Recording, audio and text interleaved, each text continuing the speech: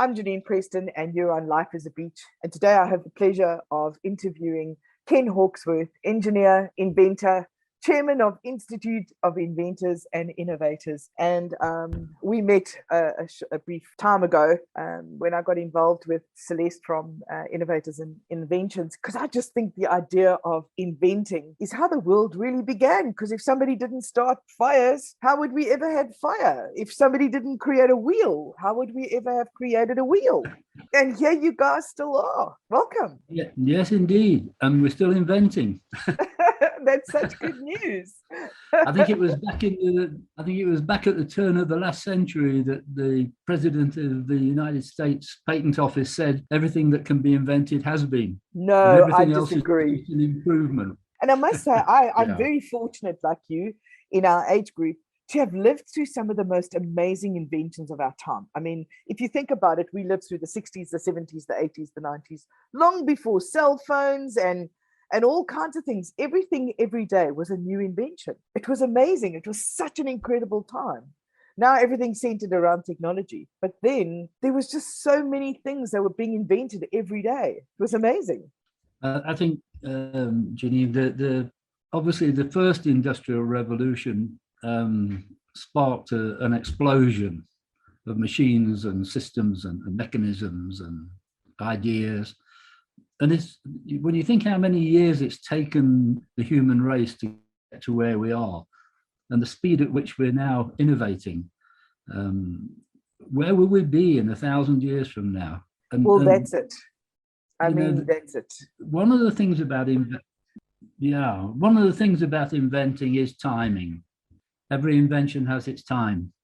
Well, I'm sure, and I know you've been in quite sort of ahead of the need. What's the invention journey been like in South Africa? Because I mean, I was listening the other day, in fact, it was on my show, that we saw that Neil Armstrong had landed on the moon, I mean, some 40, 50 years ago. And Prattley Putty, which was designed by a South African, had gone to the moon. And I'm just really hoping that we weren't holding the ship together. It's not that I'm saying we couldn't have, but it would have been nice to know that it went up with bolts holding the ship together and not Prattley Putty. But clearly that was a South African invention. So what's the journey been like for South African inventors? I mean, Creepy Crawly was one of ours. I think Bitcoin was one of ours. So yeah, we've been pretty cool, actually. South Africans we've got a number of very good inventions to our name. And it really is a journey, though. It really is a challenge. And I think we've got one of the most difficult countries to invent in now, because it's not really the flavor of the month. There's virtually no support from government. And the public as a whole are focused on other things. So we're quite happy as a nation to buy other people's products from overseas that somebody else invented and use them here, and not even think about inventing our own and making a economic growth out of that as a policy. We get a lot of lip service from government and from government agencies, but really and truly, it's not geared for the inventor. So the inventor needs somewhere else to focus his ability to invent and get moving. And I think our Institute of Inventors and Innovators provides an opportunity, a platform, a home for the lone inventor, just working away in his workshop, his garage, or even the backyard. I mean, you come up with an idea, what do you do next? You know, hardly anybody knows what to do next. So that's why we exist. We're there to help. Well, I think that's such an amazing... That is really so cool to know that there's somebody behind you. But I think it's also not a well-known institute, because I found Celeste on LinkedIn, and I'm just so happy to be a part of the promotion of such an institute, because a lot of my friends had created something on their journey, on their path, and they just scrapped it eventually because there was no guidance and no way of taking it to market. Because to get to the right people and to get in front of the right people, when today the world is run by 18-year-olds, who just, unless you have a big brand wagon behind you, aren't really prepared to see you. And I think that's so sad. It is, isn't it? Yes. It's the state of play now. And everybody, I mean, we get a lot of inventors, obviously, come to the Institute and say, I've got this idea, tell me what to do next. And we run a service to help. But really and truly, most of the ideas these days are techie ideas. We've got a new app, or we've got a new the world is run by system. Apps. Yeah. I can't see an app cleaning a swimming pool. I mean, you've got the best invention for a swimming pool. Let's check an app running that.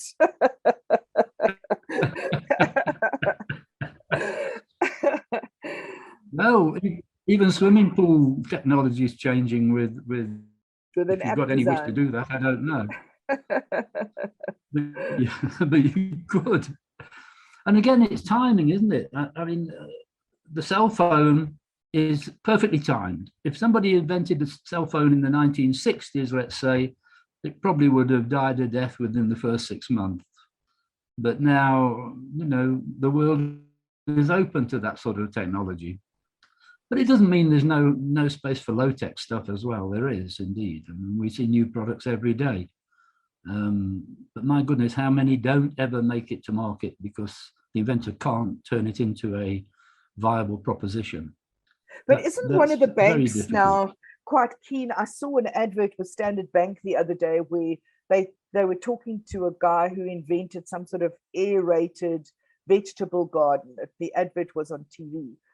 And they said that they were behind Innovators and Inventors. And I wondered if that was just lip service or because it made a good ad. Because the ad was visually appealing and it was different to some of the insurance companies we never failed to see on our television set. Yeah, there's no shortage of bright ideas, that's for sure. But, and getting in bed with a bank is very difficult. There's a local invention quite recently, the Pudo. No, it's not called the Pudo, that's a different one, but it's one of these courier delivery type service, and it was, the name escapes me, but its main purpose was to send medicines, prescription medicines, to the patient without the patient having to go to a lot of trouble to constantly go and get their meds and queue for hours at the pharmacy in the hospitals. I'm talking now mainly state hospitals. Very good system. Basically a bunch of lockers that the pharmacist puts the medicine in from one side and the customer or the patient takes it out from the other with a key code. And unfortunately, some of those systems were actually attacked during the recent riots, which just boggles the mind because it was such a good idea, and it is working. It works very well. What a convenience. I mean, simple ideas like that still fly. But if you can find an inventor, you probably find somebody who doesn't have the funds to develop their idea. Is that not what some of the television programs like Dragon's Den and Shark Tank were developed for? Those sort of programs tend to put people off. You know, they make it appear very difficult to invent something and make a success. And the reality is partially true. But nonetheless, those ideas, some of them are really quite fascinating. So I guess any inventor, the first thing he needs, apart from the idea, is the guts and the staying power to take his invention and try and make something of it. Yes, the wherewithal. You know, one South African invention was what we know today as the Black & Decker Workmate. It's like a collapsible workbench. That's right. It folds up and stacks away in your garage.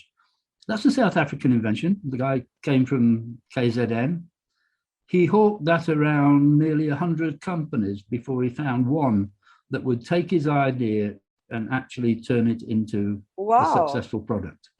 that that just shows the depth that an inventor has to go to. So Very successful product, actually. do you see your way forward in with the club, if you like, the association that you've developed? Do you see the way forward with creating a type of Shark Tank or Dragon's Den, not from a financial point of view, but from a panel point of view that can look at an invention and give advice to an inventor to say, look, here's a list of companies that are willing to look at new products. This is the way forward in terms of investment. This is the kind of work you need to do before you take it forward. Here's a template of some, because a lot of inventors, let's face it, you're an engineer. It didn't make you a great person, and I'm please don't think I'm being rude here, but it didn't put you in the position of being a wow presenter in front of a panel of banks, for instance. It didn't, you weren't one of those people who put those things in your ear and looked like the FBI walking on a stage. It didn't, it didn't make you that kind of person. The person that you were the person who invented it. The two don't always marry. So you don't always have marketing and inventions together in one package. And a lot of these Shark Tank type, because I watch them all, I'm a real Dragon's Den fanatic. And I watch them to see how I can learn from them as a young entrepreneur. And I know I'm young, but there you go. As a young entrepreneur, I want to learn to say, okay, if I'm standing in front of a panel, what's my way forward? How should I do this? What should I be? What should I know? What do I need to present? And I look at a lot of them and I think, this guy's an inventor, for heaven's sake. He's not a marketer. He's not an accountant. You're asking him all these questions. He has no idea. He's worked in his garage for a year. So I just wondered if that's something you guys are looking at doing going forward, with your association. Well, you've actually just described our premium service. We don't call it Shark Tank or anything like that. We call it simply pitch it to the panel.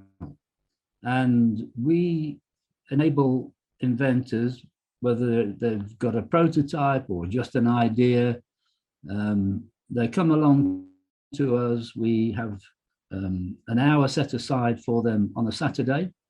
We have a panel of experts, 7 or 8 people, all well qualified, very knowledgeable, from a patent attorney, an actuary, an agriculturalist, an engineer or two, electronics guys, even sometimes marketing guys, who sit on a little panel, and we listen to the guy's idea, and we develop from that a kind of a really fascinating brainstorming session where the panel starts throwing ideas around to help the people.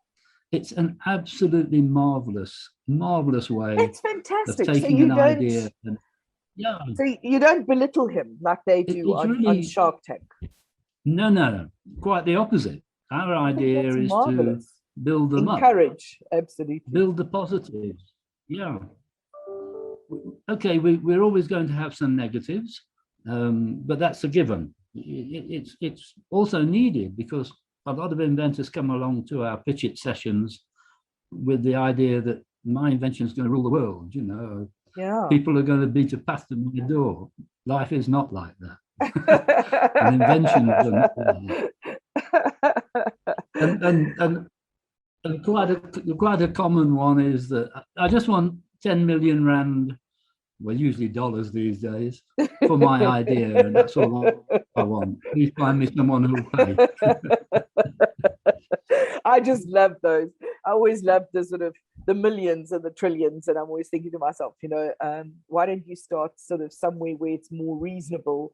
And then when I noticed and I refer back to these programs because that's my connection, if you like, to you and the people who approach you, is when they come with a little bit of money and they only want a little bit of money, they're always told, how are you going to survive on such little money? So he's damned if he does, and he's damned if he doesn't. So you kind of look at this and think, really? Seriously? Do you have financial institutions behind the association that can when an idea is found and solid, is it something or somewhere that you can take it since government's not keen to be involved? Well, funding is a major problem for all inventors.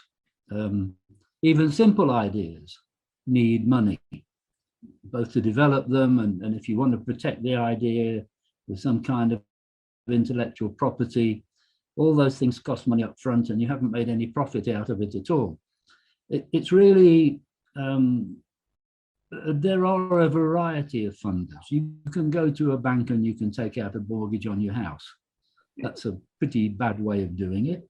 You can go to the government, to the IDC, or the technology innovation, people in the government, part of the IDC anyway. And really and truly, they will put a lot of money in if your idea looks viable to them and if they think it meets their particular requirements. But there's no general facility. We work with a funding service. And I should say, we actually, part of our operation is not that we do things, but we put inventors in touch with other people and guide them through the process of inventing. So one of the funding services we use, they will write a business plan, apply for money on behalf of the inventor, and the inventors really need that service, because without a professional approach, the funders are just going to turn around and say, well, I don't see a case being made here. It's got to be done quite professionally. Just another feature of the traps that an inventor can get into if they don't know what to do. And the benefits of joining our institute, actually, because we can give people the right direction. And that I think is such a key thing. It's a key thing to know that there's people behind you who care about what you do more so than care about how much money you're going to make for them at the end of the day. And that's the comfort of knowing that if I've got something and I think it's an idea, I need to go there for advice and I need to take that advice. And that's the key, is you have to take the advice that you're given. Yeah, well, not everybody does. No. Well, that's a given in life. I think, though, the service, that particular service we offer, it's for 1,000 rand, or just under 1,000 rand. Now, you join the institute and you pay for that 1 hour session, but it's worth every penny. If you go to a patent attorney and spend an hour with them, they're going to charge a lot more money if they take you on as a client. You get 10 minutes for nothing, but after that, you're starting to pay. And I'm not belittling the patent attorneys, they do a great job. But the Institute is unbiased, we're not commercial in any way, we're there for the inventor, and we're all experienced inventors and innovators on the panel. So that service is the best value for money anywhere in the world, I would say. And we can handle international inquiries these days because of the virtual world. Oh, absolutely. I completely agree. And I think one of the things that's quite amazing is that patent attorneys can charge so much. I had an idea some years ago and it completely escapes me which one it was, because I have a few. I wake up with them in the morning. And I took this idea to a patent attorney and I ended up paying a fortune. And I still didn't get my patent because they just couldn't get in. No matter how much I tried to explain to them what it is I actually needed, nobody really cared enough. They only cared on the bottom line and how much I was going to be able to afford to pay. Eventually, I scrapped the idea because I didn't have the money for the patent attorney, and I gave up. And I'm hoping that on your panel, there's a patent attorney that looks at this idea and says, I can reduce my fees if we work together on making this amazing. I mean, I'm hoping that there are people like that who are going to step up to your panel after listening to this interview as well. Is say, you know what, our world is made up of more than just software apps. We're still people. We still use real things that are not connected to technology, that's connected to the wind, that's connected to the air, that's, I don't know, connected to just being a human being, surely. Yeah, we have a brilliant patent attorney who's a regular on our panel. And she's got a passion for innovation and new ideas. And I think that more than anybody else, that foundation of her ability to explain the law and guide the inventor and where he should go next is quite amazing, because that's what the panel does in the end. We guide the inventor where to go next and what steps they should take. And they're always welcome to come back for a second session and follow up and seek more advice. But they can go directly to some of the service providers we have anyway, who will always help them. And that patent attorney is one of our regulars. Yeah, it's a tough life getting started. The product that I sell now, I first developed, I mean, obviously about many people, I've got a number of ideas, but I first developed it back in the early part of this century. And it was an uphill, but I did it the hard way. I never borrowed any. Well, I was lucky. I never borrowed any money. I developed it all in my workshop. I started selling it, and it succeeded, and I took it from there, and it just grew. And that particular product, as you say, in the swimming pool trade, was called Pool Pilot, and it was a little device you put in the pool hose, and it sent the pool cleaner all over the pool instead of keeping going around in figure-of-8 patterns. But the concept for that and the development of that took hours and hours and hours, and many false starts. But I joined, or I found out about the Institute, and I joined the Institute, and no doubt at all it helped me go on the path to success. So the Institute's very valuable. But now tell me something, in terms of your product, did you find that going to market was a difficult one? Was it quite an uphill? That's why you can use that experience now in your position to say, I've walked that path. I've done that. I can tell you what the pitfalls are and where the potholes are. It was a very difficult journey. And I had to learn a lot of skills I didn't have. Selling and marketing. I think I was lucky in one respect, that the product worked. Well, that's always a bonus. I mean, that's a given, I know, but and it also, there was also a need. You know, you're not going to sell a product if there's no need for it, if people don't perceive a need for it, or they're not going to part with their money if they don't think the need is worth.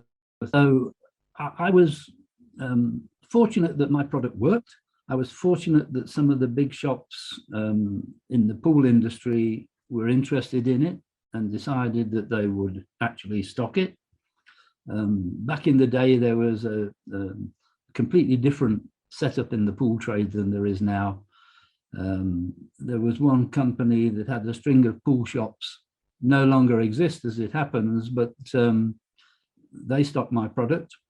And my product was not alone. There were other ideas on the market at the time, because getting a pool cleaner to actually clean all your pool was a challenge.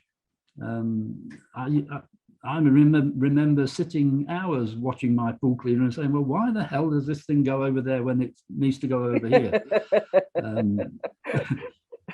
Talking to it didn't work.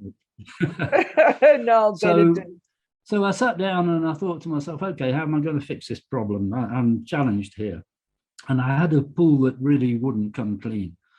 And I played around with so many different things until I found the solution, that eureka moment where you suddenly say, oh, okay, that's what works.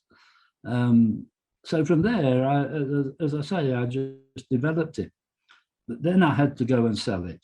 And I can tell you, I spent hours visiting pool shops, introducing it, giving them samples, going back a couple of weeks later, and they're saying, what did we do with that sample? It's under the counter. Oh, is it still there? Oh, you know, that's the kind of thing you get. Yeah, but slowly but surely. And now I'm on the second generation product, which is called Random Max. And Random Max is an automatic changer of the direction that the pool cleaner travels. It's more in keeping with the times. And as the pool cleaner moves around the pool itself, it drives a little steering mechanism. Very simple design, very durable, not full of gears and turbines and things like that. It's just a simple mechanism that steers it in different directions on a continuous basis. So it's constantly changing its direction and the path all over the pool. So that's the product now that I have developed into the second generation, if you like, from the original idea. Very, very simple, and very, very effective. And I bet that the pool guys are now more willing to see you because you've had the first generation with them, it worked, and now they have the second generation with you. And now they won't find the sample under the counter anymore. It's now on their shelves and they have active people. And I'm assuming that part of your journey is training those salespeople on how to sell the product. Because when you have a product, if the person you're giving it to doesn't know how to sell it, and you do, it doesn't help because it's not going to move in the direction in which you would like it to move. How did you overcome that shyness, if you like? Because I'm assuming that the engineers that I know are very shy people generally. They're in the background. They're not the guys who stand in the front with the earpiece. So I think that must have been a learning curve for you as well, is overcoming that shyness of being able to do training to a room full of people.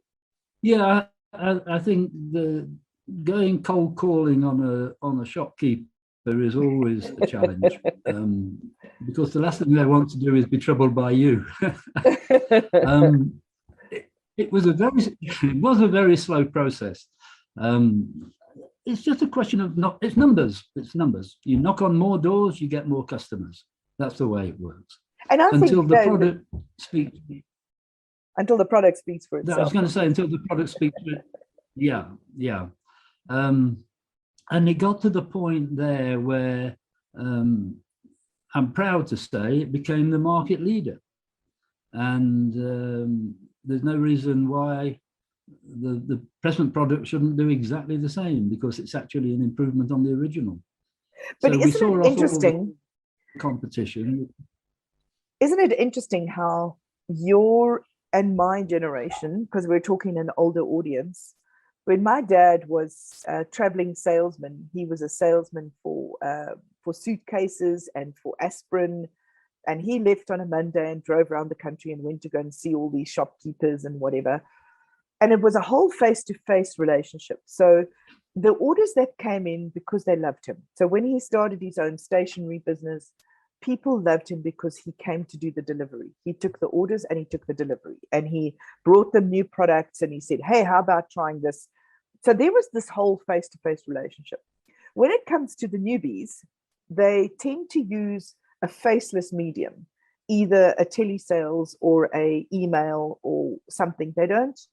There's no face-to-face, let me go and knock on a door, because they've got to get through this whole security, this boom gate, the whole scenario to get in. So the innovation of getting to someone, I always call myself the CIA, don't ever hide because I will find you.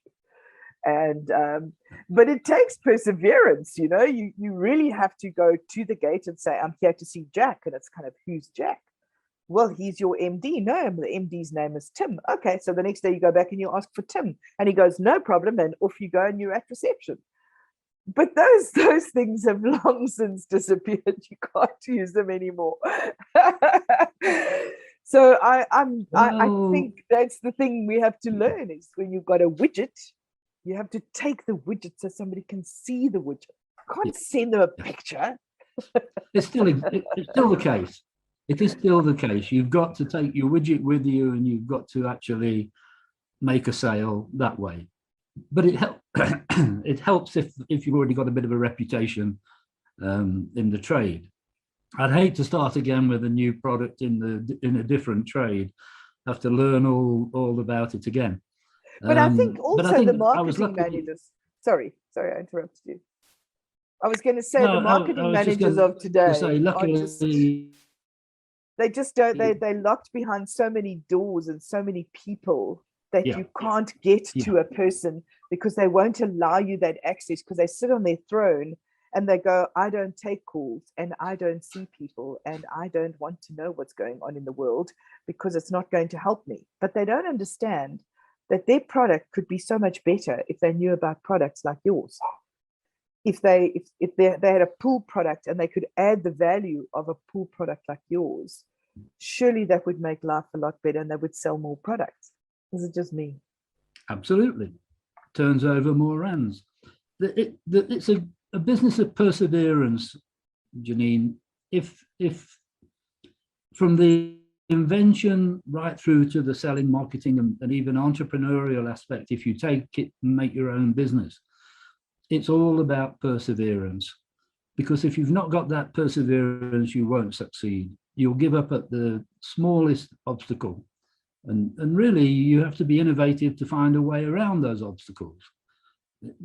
One of my lucky breaks, if you like, is that I live in the middle of Joburg. And so all the pool trade around here is on my doorstep. But if I lived in some dorpy in the middle of Limpopo, I could not have done what I did. I really think it would have been an uphill battle. I couldn't imagine traveling to where the market is and staying in a hotel and trying to then go out and sell to the shops would be very difficult. But I don't sell to shops much anymore. I basically sell to the distributors, and they do the hard legwork. And they do the hard work. But I think it's finding who your market is. But as I say, I think a lot of companies need to open, and I use the 18-year-olds, we always call them the 12-year-olds, and they kind of have this attitude of send me an email. It's like, but I can't tell you what I want to tell you. You can't hear the enthusiasm in my voice. You can't understand what I have to tell you. And you can't see my arms waving around as I tell you about this product that you just cannot live without. How do you do that in an email? You don't. And that's why I love my radio so much, because I'm able to talk to people like you and hear that enthusiasm in your voice and bring that voice back that email just destroyed. We do have the wonderful benefit, though, of videos and websites, blogs, and all those sort of things. And that's really a tool that didn't exist 20 years ago when I began this journey. And I think that it's amazing what you can actually do. So the inventor of today has to be prepared to learn to use that technology, to make himself a video, to go and try and market through the electronic media.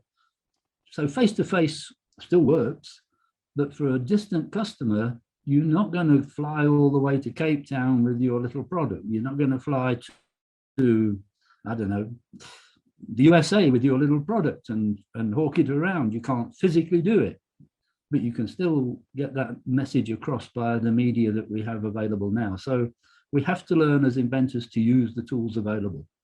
Oh, no, listen, I completely agree. I think when I started a business way back when, it was a little computer business and I needed technicians countrywide because the company that I approached asked me if I had technicians around the country. And I said, of course I did. And my partner looked at me and sort of went, we do? I said, of course I do. And of course, and when we left the building like Elvis did, he said to me, we don't have that. I said, don't worry, we'll find them. He said, how? I said, you know what, everybody these days has got an A+ or some kid that's going to varsity to learn computers or some college somewhere. We got in the car and we drove around South Africa, stopping in every town, asking the Spur if they knew of a kid that had an A+.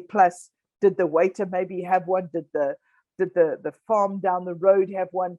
And within 2 weeks of just driving around the country, we had signed up all these young technicians keen to go and install computers. And I think I always remembered that experience because for me, it was a great way to meet those that were going to work for me. And although I do have all this new technology and I'm able to use, like we're using Zoom now because of the pandemic, but I miss that sitting across the table and having that coffee and just talking and seeing each other as a people, if you like. Yes. And I think as an inventor, You want to see somebody get excited about your product because they want to point at it and say, show me that widget. What's this button for? Why is it designed in this way? And you haul out the creepy crawly and you put it on the desk and you say, it attaches over here. You know, yes, you have the video. Yes, you have the social media. But there's that whole excitement that the inventor feels because he has spent those hours in his garage and all he wants you to do is go, wow, and not have this panned face that goes, and and you want me to do what with it? I struggle with that. You can't sit back and sort of rest on your laurels. You're quite right. You still have to visit the customer. You still have to have a face-to-face.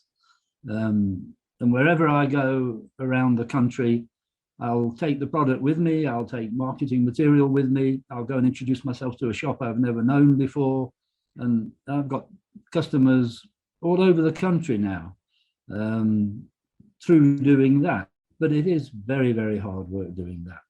And I think one of the return on things investment is you have to stalk them until they say yes.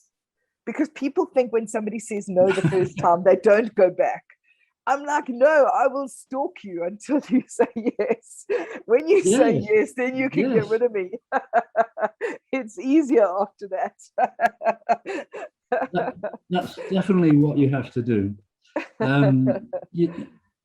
I remember reading a small article in the USA Today newspaper, and I was quite impressed because it said, now you've got a new idea, what are you going to do with it? You know, and so the whole article was about innovation. And the last paragraph I thought was so apt, because it said, now you've got the idea, now you've turned it into a product that works. The next thing you must do is market, market, market, market. Simple as that. You have to go and market your product, market the hell out of it. And otherwise, I think nobody will know about it. Absolutely. It's like me with audio and me with my online radio. When somebody says, but Janine, okay, how am I going to listen? Don't worry, I have a plan. I will tell you how you're going to listen. I will take your product and I will find a way to make it work on my website, because everybody's product is different. So for me, it's all about how can I make your product marry mine. It's not a generic thing. I've never been a generic person. I think I was born way before my time as well, because every time I have an idea, the world is not ready for me.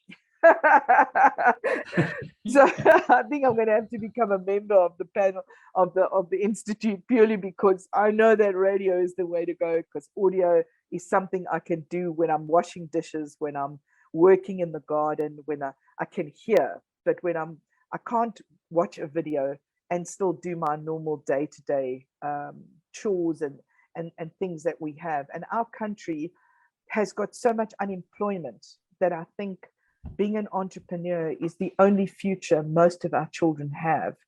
So it's, how do you become that entrepreneur? What idea do you take to the market? It doesn't necessarily have to be something you invent. It could be something that you say, you know what, I have the service I can provide. I can make the pool max. I can be a service technician for that. Or I can create a market around what I can do for the products that are already out there. And I think people don't realize that innovators are not always inventors. That an innovator is somebody who takes what's already invented and puts it together with what's already out there and makes a business of their own. Yes. Yes. You know? Oh, yes. Yes. So I think that's such a key part of what you do. So well done well done to you guys for doing that. Well, thank you. But I'm not alone. I mean, I'm one of many. The Institute over the years has helped many successful inventions to market. We've got a long list, and we hope to do more in the future. I mean, it's just something the Institute is so keen to see happen. Well, I think one of the things for the country we'd like to do with radio, especially with our online radio, is allocate a Saturday when you're doing your panel discussions, for instance, and be able to give them a platform of also other people listening to how their panel discussion goes, and sort of say, well, gee, that's something I can do, and maybe send questions in for that inventor who's standing there to say, okay, I have this, will your invention work? Because we can do it via audio, and we can allocate an entire day. Isn't that wonderful that you can own a radio station that can just do anything? I just love it. And I love the interaction that people who are listening can say, okay, this is a widget that I can also use. Maybe I wonder if it'll help if it works with my product. And that person who's presenting will be able to get questions from people that are around the world that are asking those questions, and would give them a better grounding to go forward. If you guys are keen on that, that would be amazing. I think we could. The one factor that is important is that our panel is confidential, because obviously the first thing you do when you invent something new is you don't tell anybody. That's of course. A golden rule of inventing. Of course. But that doesn't mean the end of the world, because having gone through the first steps, most inventors get to the point where they're going to protect their idea somehow, and they still need advice even beyond that point. So long as the secret isn't given away, let's say, then it's certainly a worthwhile idea. You know, Janine, you can talk, I mean, like my product, I could talk about what it does and lots of things about it without giving away the secret that drives it, that little bit of innovation that had to be patented. So there's opportunity there. I think it's a very good idea. I think we could create a panel that really doesn't need and I'm just saying it, and that sounds probably wrong, but the need of the person who's presenting may not necessarily have a real product, where we can create a panel that says, okay, if you have a pool product, and I'll use your example, if you have a pool product, okay, this is the way forward. So we've got a pretend product called the pool widget. And we go through each person on the panel to say, okay, how would you find the funding? How would you do the business plan? How would you take it to market? Who is your customer? In other words, using a completely different example, but in an industry where it could help the person who's listening to say, okay, I have a product that actually works around pools, but are pool shops the way to go? Should I not take it to a pool inventor or a pool product that's already working? So again, I use the pool product purely because we were talking about pools earlier, but it could be something else. It could be whatever you think is in your basket of inventions, a type of product without it actually being a real product, because that helps inventors out there to realize they're not alone.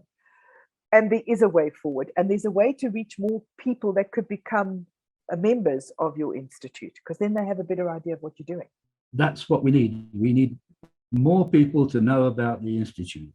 And a program like that would actually be quite successful, I think, because it can be generic. It doesn't have to be specific, because the same advice applies to virtually every invention, just in a different recipe, but the same ingredients, if you like.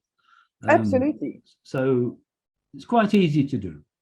Quite easy. And I think it, especially with entrepreneurship being where it is today, there are young entrepreneurs out there that could get ideas about possibly saying, you know, the one thing we don't have in our industry is any growth in a particular silo. For instance, there might not be any growth in the steel industry, or there might not be any growth in the market industry where we're growing vegetables, ways to keep insects away. And you'll find a lot of these people in the rural areas have got inventions we've never seen, because they don't even know it's an invention. They have this little grass patch, and they use, like the Coke bottle with water, keeping dogs off the lawn. I mean, somebody asked me the other day, what do you mean it keeps the dogs off the lawn? I said, just go and put a Coke bottle on the lawn and watch, your dogs won't come there. So it's quite interesting how those kind of inventions are actually inventions and innovations. But I know I'm keeping you, and I know we have to do a wrap up. So, but I hope we'll continue this conversation again, because I just love talking to you, and I think our world is so ready for what you guys are doing. Thank you. And I'd love to follow it up with another get together of some sort. And thank you for your interest in the Institute and It's only all a our pleasure. inventing. It's only a pleasure. Okay. Chat later. Cheers. Bye bye.